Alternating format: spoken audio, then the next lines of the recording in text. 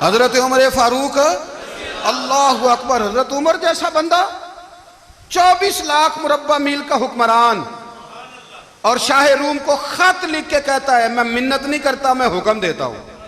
اتنا تگڑا بندہ۔ جنگ قادسیہ کے لیے حضرت سعد بن ابی وقاص کو بھیجا، فتوح شام پڑھ کے دیکھیں۔ حضرت عمر بڑے پریشان ہیں، اتنے دن ہو گئے کوئی رپورٹ ہی نہیں آئی۔ اب تو موبائل ہے نا، تو ایک منٹ کی رپورٹ لیں آپ، بلکہ آپ ایک منٹ کی فوٹو لیں، آپ رپورٹ تو دور رہ گئی۔ حضرت عمر فاروق رضی اللہ تعالیٰ عنہ بڑے پریشان ہیں کہ قادسیہ میں حضرت سعد بن ابی وقاص کے ساتھ لوگ جہاد کرنے گئے، رپورٹ کوئی نہیں آ رہی۔ اتنے پریشان تھے کہ باہر نکل کے نا اس رستے پہ بیٹھ جاتے جو رستہ قادسیہ کی طرف سے آتا تھا، جو بھی آتا جاتا پوچھتے جنگ کے کیا حالات ہیں۔ ادھر جب اللہ نے فتح دے دی نا، تو حضرت سعد بن ابی وقاص رضی اللہ تعالیٰ عنہ نے ایک قاصد کو خط دے کے بھیجا، کہنے لگے عمر کے پاس جاؤ، انہیں اطلاع دو کہ الحمدللہ اللہ نے اسلام کو فتح عطا کر دی۔ یہ حضرت عمر کو جا کے دینا، وہ بڑے پریشان ہوں گے۔ وہ جو اس زمانے میں اس طرح ہوتا تھا کہ کئی دور دور سے صحابہ جو دوسرے شہروں کے ملکوں کے رہنے والے ہوتے تھے، وہ بھی آ کے شامل ہو جاتے تھے جہاد میں۔ کوئی ایک دفعہ مدینے آیا، کوئی 2 دفعہ آیا، پھر اپنے اپنے علاقوں میں۔ بہت سارے لوگوں نے زیادہ دفعہ حضرت عمر کو دیکھا بھی نہیں تھا۔ وہ جو قاصد خط لے کے آیا تھا نا، اس نے 1 دفعہ دیکھا تھا، حضرت عمر بوڑھے ہو گئے، وہ پہچانتا نہیں تھا۔ ادھر سے وہ خط لے کے آ گیا، حضرت عمر مدینے سے باہر نکل کے اس روڈ پہ بیٹھے تھے جو قادسیہ سے آتا تھا۔ جب وہ اس آدمی کو آتے دیکھا تو حضرت عمر اٹھ کے کھڑے ہو گئے، فرمانے لگے قادسیہ سے آ رہے ہو؟ وہ کیا کہتا ہے؟ پھٹے پرانے کپڑے، ٹوٹے ہوئے جوتے، سر پہ پرانی پگڑی۔ کہنے لگے غلام مدینے کے رہنے والے ہو؟ حضرت عمر کہنے لگے ہاں مدینے کا ہوں۔ کہا میں قادسیہ سے آیا ہوں، الحمدللہ اللہ نے اسلام کو فتح دے دی ہے، الحمدللہ کفر کی کمر ٹوٹ گئی ہے۔ اس نے یہ بات کر کے تو گھوڑے کو ایڑی لگائی، گھوڑا دوڑنے لگا مدینے کے، حضرت عمر بھی ساتھ ساتھ دوڑ رہے۔ فرمانے لگے اچھا بتاؤ خالد بن ولید کا کیا حال ہے؟ تھوڑا آگے جا کے فرمانے لگے اسامہ بن زید کیسے ہے؟ وہ کہتے ہیں ٹھیک ہے۔ پھر اس نے اور گھوڑا، عمر ساتھ ساتھ دوڑ رہے ہیں، ساتھ ساتھ 24 لاکھ مربع میل کا حکمران، ایک جوتا پیر سے نکل گیا، عمر دوڑ رہے ہیں۔ آگے جا کے پوچھتے ہیں سعد بن ابی وقاص کا کیا حال ہے؟ کہا حضور وہ بھی ٹھیک ہے۔ کتنے لوگ میرے شہید ہو گئے مسلمانوں میں سے؟ کہنے لگا صحیح گنتی کا نہیں پتا، یہ لفظ ادا ہوتے ہوتے مدینے کی سرحد آ گئی۔ لوگوں نے عمر کو گھوڑے کے ساتھ دوڑتے دیکھا تو کہا امیر المومنین کیوں دوڑ رہے ہیں؟ وہ غلام چھلانگ لگا کے نیچے آیا، قدموں میں بیٹھ گیا، کہنے لگا حضور آپ نے بتایا ہی نہیں آپ امیر المومنین ہیں۔ آپ فرمانے لگے کیا بتاتا؟ میں تو اونٹ چرانے والے کا پتر ہوں، کیا بتاتا؟ وہ عمر ہوں جس نے اپنے گناہوں کا حساب دینا ہے، کیا بتاتا؟ جو سعد بن ابی وقاص کو جہاد پہ بھیج کے خود بزدلوں کی طرح گھر میں بیٹھا ہے، کیا بتاتا؟ کوئی حیثیت نہیں، کوئی تار۔ تو نے اچھا کیا، تو تو مجاہد تھا، مجھے ساتھ ساتھ دوڑایا، تو نے اچھا کیا۔ جتنے لوگ تھے چیخیں مار کے رونے لگے۔ حضرت فاروق اعظم سے کہنے لگے عمر جب تک تیرے جلوے رہیں گے اللہ کامیابیاں ہی عطا فرمائے گا، جب تک تیرا رنگ رہے گا اللہ تعالیٰ نوازتا ہی رہے گا۔ کچھ نہیں کبھی اپنا آپ ظاہر ہی نہیں کیا۔ بہت بڑے تھے، بہت بڑے تھے حضرت عمر، بڑے تھے۔ حضرت ابو رافع غلام تھے، قرآن پاک بڑا سونا پڑھتے تھے۔ حضرت عمر جب بھی انہیں ملتے کہتے ابو رافع تو عمر سے اچھا ہے، قرآن بڑا شاندار پڑھتا ہے۔ تو وہ کہتے حضور اگر میں قرآن صحیح پڑھتا ہوں تو آپ کو قرآن کی تشریح زیادہ صحیح آتی ہے، آپ بھی تو مجھ سے افضل ہیں۔ تو آپ فرماتے نہیں پھر بھی تو مجھ سے افضل ہے۔ کیوں؟ اس لیے کہ تو اپنے آقا کی نوکری بھی ٹھیک کرتا ہے اور رب کی عبادت بھی ٹھیک کرتا ہے، اور مجھے خالص صرف عبادت کرنی ہوتی ہے وہ بھی ٹھیک نہیں کر پاتا۔ ساری زندگی اپنا محاسبہ، ساری زندگی اپنے گریبان میں دیکھا، ساری زندگی اپنے آپ کو پرکھا، اپنے آپ کو ٹٹولا۔ 62 سال عمر بیت گئی۔ حضرت حذیفہ بن یمان ایک صحابی تھے، میرے نبی کریم علیہ السلام نا ان سے راز کی باتیں کرتے تھے۔ ہر بندے کا ہاضمہ ٹھیک نہیں ہوتا، سب سے راز کی بات نہیں کرنی چاہیے۔ حضرت حذیفہ بن یمان کہتے ہیں حضور راز کی باتیں بتاتے ہیں۔ مدینہ منورہ میں جو منافقین تھے ان کی لسٹ بھی نبی پاک نے حضرت حذیفہ بن یمان کو دی تھی۔ جب کوئی مشکوک آدمی مر جاتا نا تو صحابہ کہتے ہیں ہم دیکھتے اگر حضرت حذیفہ نے جنازہ پڑھا ہے تو ہم بھی جنازہ پڑھ لیتے۔ نبی پاک نے بھی کچھ جنازے نہیں پڑھے، ترمذی میں ہے، فرمایا عثمان سے جو بغض رکھے اس کا جنازہ نہیں پڑھیں گے۔ حضرت حذیفہ بن یمان اگر جنازہ پڑھتے تو لوگ پڑھتے، وہ نہ پڑھتے تو لوگ جنازہ نہ پڑھتے۔ حضرت حذیفہ بن یمان کہتے ہیں جناب عمر فاروق کی خلافت کے آخری ایام تھے، کچھ دنوں کے بعد وہ شہید ہو گئے۔ فرماتے ہیں آدھی رات کا وقت تھا، میں گھر میں سویا تھا بڑا بے فکر، اچانک میرے دروازے پہ دستک ہوئی، میں گھبرا کے اٹھا، اتنی رات کو کون آیا؟ کہتے ہیں قربان جاؤں، دروازے پہ گیا تو امیر المومنین فاروق اعظم دروازے پہ۔ میں نے کہا عمر کوئی حکم تھا تو مجھے بلا لیتے۔ کہنے لگے میں نا امیر بن کے نہیں آیا، تیرا ویر بن کے آیا ہوں۔ امیر المومنین کی حیثیت سے سرکاری کام سے بلاتا تو وہاں بلاتا، مجھے ایک ذاتی کام پڑ گیا۔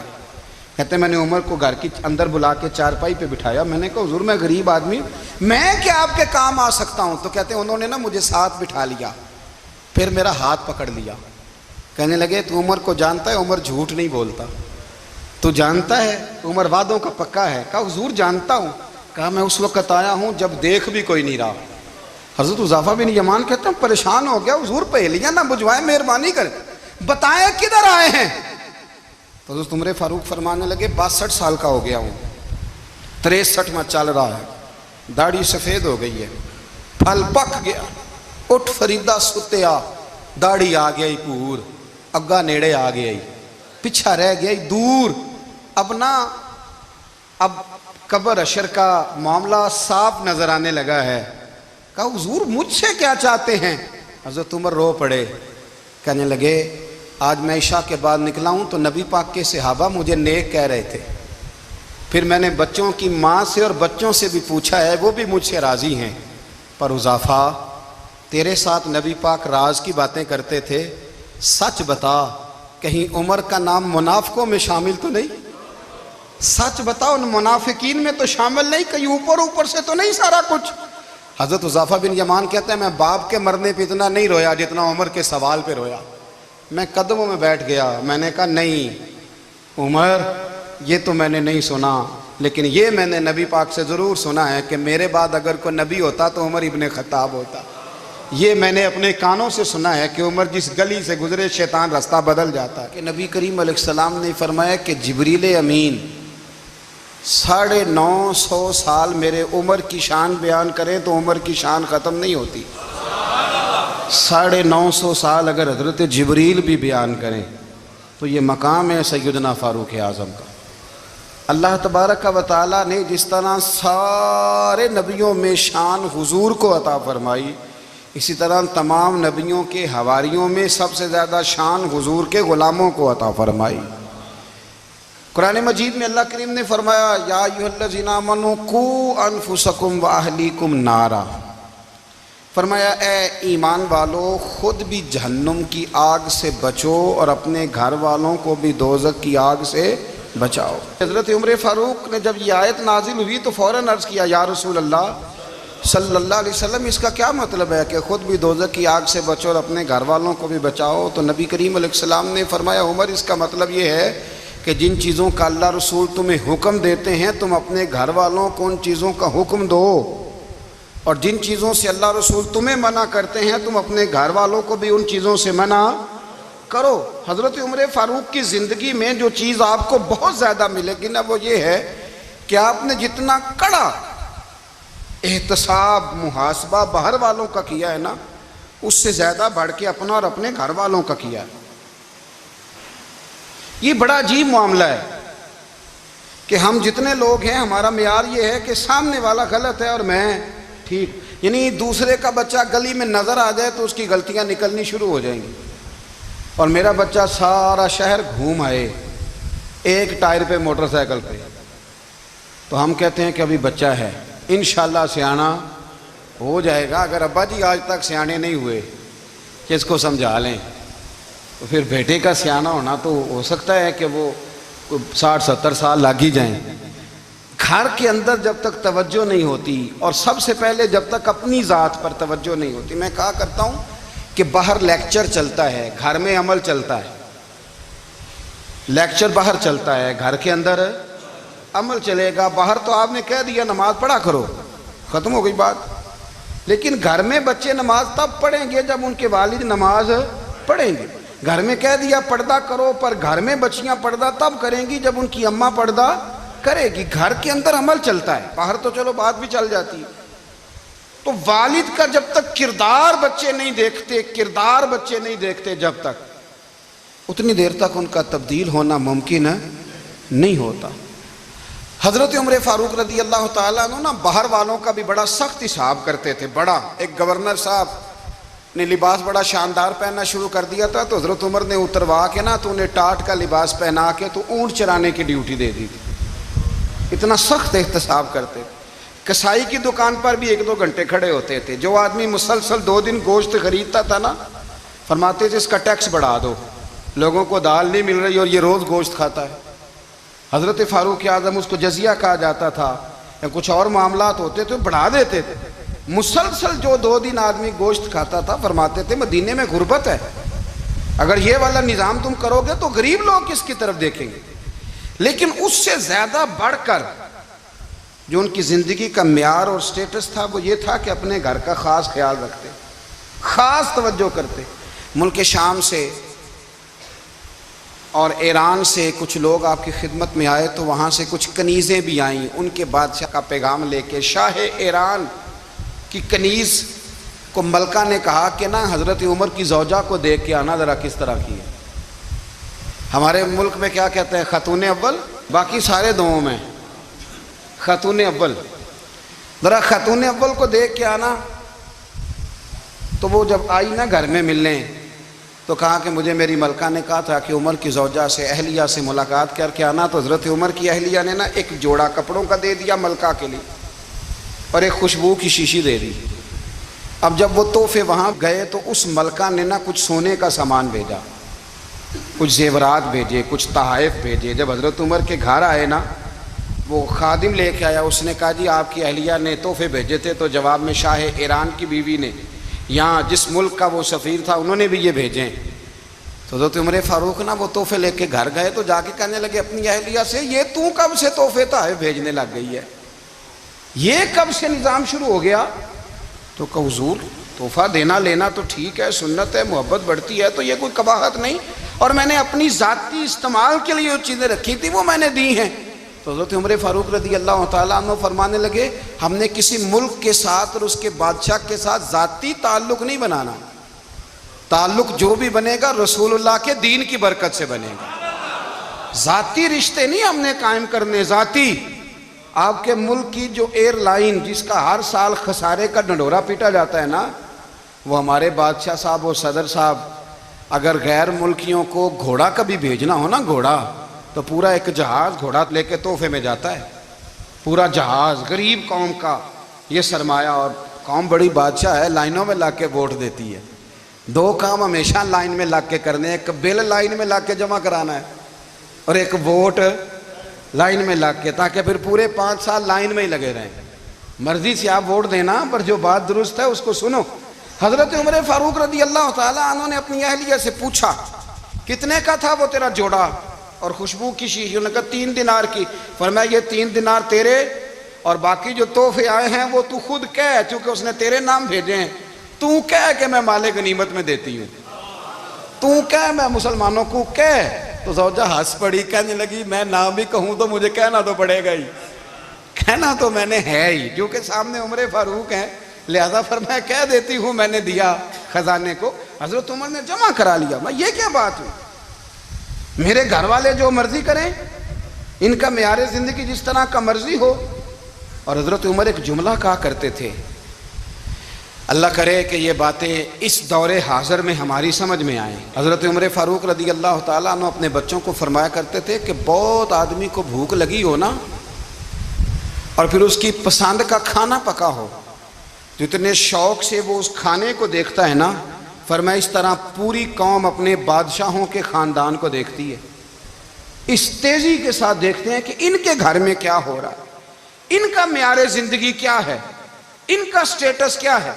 آپ کے بچے دونوں کاروبار کے لیے مصر گئے، ایک بہت بڑا قافلہ گیا مدینے سے مصر تجارت کے لیے، تو یہ گئے تجارت کے لیے، تو حضرت عبداللہ ابن عمر، حضرت عبید اللہ ابن عمر، حضرت عمر کے دونوں بیٹے گئے۔ جناب عمر فاروق کے بچے جب وہاں پہنچے تو مصر کے گورنر نے نا لوگوں کو تعارف کرایا کہ یہ عمر فاروق کے بیٹے ہیں۔ ایک چھوٹی سی بات کر دوں، یہ چودھری کے بیٹے کو کون بتاتا ہے کہ تو چودھری کا بیٹا ہے؟ باہر والے بتاتے ہیں، گھر والے۔ اور سیٹھ صاحب کے بیٹے کو کون بتاتا ہے کہ تو سیٹھ صاحب کا بیٹا ہے؟ اور مالک کو کون بتاتا ہے کہ تو مالک کا بیٹا ہے اور یہ کرایہ دار ہے؟ یہ کون بتاتا ہے؟ یہ سوچ ہم دیتے ہیں بچوں کو۔ چودھری اور کمی کی سوچ، امیر اور غریب کی سوچ، مالک اور کرایہ دار کی سوچ، گھر کے مالک کی اور کام کرنے والے کی سوچ، یہ ہم دیتے ہیں۔ یاد رکھنا، یہ ہم دیتے ہیں، یہ ہمارا مزاج ہے، یہ باہر سے نہیں آتی۔ تو کوئی شہزادہ ہے، تو سیٹھ ہے، تو نواب ہے، یہ سوچ باہر سے نہیں آتی۔ یہ اماں سوچ دیتی ہے، اماں، یہ ابا سوچ دیتا ہے۔ اور پھر جب تباہی اترتی ہے تو اس کے ذمہ دار بھی باہر والے نہیں ہوتے، گھر والے ہوتے ہیں، گھر والے۔ ہمارے بچوں کی طبیعتوں پر زیادہ نقش باہر والوں کا نہیں ہوتا، گھر والوں کا ہوتا ہے، یاد رکھیے گا۔ حضرت عمر فاروق رضی اللہ، بچے ہیں، شہزادے ہیں، وہ کاروبار کرنے گئے اور وہاں بتایا گورنر صاحب نے کہ یہ فاروق اعظم کے بچے، امیر المومنین کے۔ لوگوں نے ان سے زیادہ مال خریدا، تجارت میں زیادہ نفع ہوا۔ ظاہر ہے کہ وہ آپ کے جو اللہ خیر کرے حکمران ہیں، ان کے کاروبار کتنے ملکوں میں ہیں، کس بنیاد پر ہیں؟ وہ صرف اس بنیاد پر کہ وہ حکمران رہے، ان کے لیے آسان تھا بڑے لوگوں سے تعلقات بنانا۔ حضرت عمر فاروق رضی اللہ تعالیٰ عنہ کے بچے ڈھیروں مال کما کے جب واپس آئے نا، تو حضرت عمر سے آ کے بچوں نے بطور محبت کا، ابا جی اللہ نے بڑا ہی فضل کیا ہے، بڑا مال کمایا الحمدللہ، یہ دیکھیں کتنا نوازا ہے۔ تو حضرت عمر کہنے لگے سارے قافلے نے اتنا ہی کمایا ہے؟ سارے قافلے نے اتنا ہی کمایا ہے؟ کہ حضور نہیں، سارے قافلے نے اتنا نہیں کمایا، سب کو اتنا نہیں ملا۔ وہ تو وہاں گورنر صاحب نے لوگوں کو تعارف کرایا تھا کہ یہ عمر کے بچے ہیں، تو لوگوں نے پھر ہم سے بڑا ہی خریدا۔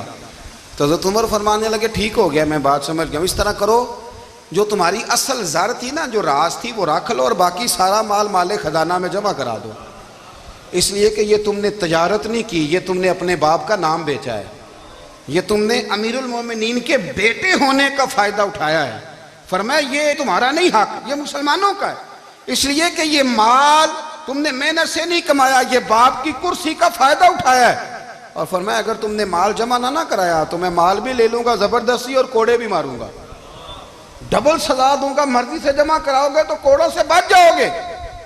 بڑے بیٹے نے تو جمع کرا دیا، تو چھوٹا تھوڑا پریشان ہوا، تو حضرت عبداللہ ابن عمر چھوٹے بھائی کا ماتھا چوم کے کہنے لگے بیٹے چپ کر کے جمع کرا، یہاں بھی فخر کر کے ہم عمر کے بیٹے ہیں، اور قیامت میں بھی فخر کریں گے کہ ہم فاروق اعظم کے بیٹے ہیں۔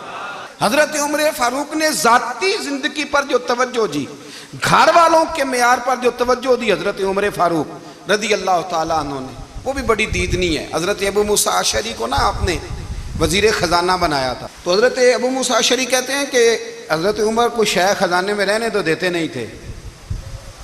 ایک دن نا میں صفائی کر رہا تھا اس کمرے کی جس میں خزانہ رہتا تھا۔ ہمارے تو ملک میں جو جاتا ہے وہ صفائی کر کے ہی جاتا ہے، اللہ خیر کرے۔ اور خیر معیار بدلتا ہے، جو پچھلی حکومت ہوتی ہے وہ قرضہ اٹھاتی ہے، وہ باہر سے جاتی ہے تو قرضہ لے کے آتی، اور جو نہیں آتی ہے وہ کہتی ہے ہمیں پیکج مل گیا ہے، وہ قرضہ نہیں اٹھاتے۔ ان کو کیا ملتا ہے؟ یعنی پچھلی نے قرضہ لیا تھا اور ہم نے، واہ جی واہ کیا خوبصورت انداز ہے، اس کا نام بدل کے نا، انہوں نے قرضہ لیا تھا اور ہم نے، میں کہا بڑے شاندار سیانے بندے ہو گئی۔ حضرت سیدنا ابو موسیٰ اشعری کہتے ہیں کہ میں نے نا مال غنیمت کی صفائی کی تو 1 دینار مجھے نا کہیں پڑا ہوا مل گیا، تو فرماتے ہمیں اجازت ہوتی تھی کہ 1 دینار ہم اپنی مرضی سے کہیں خرچ کر سکتے تھے، اگر آپ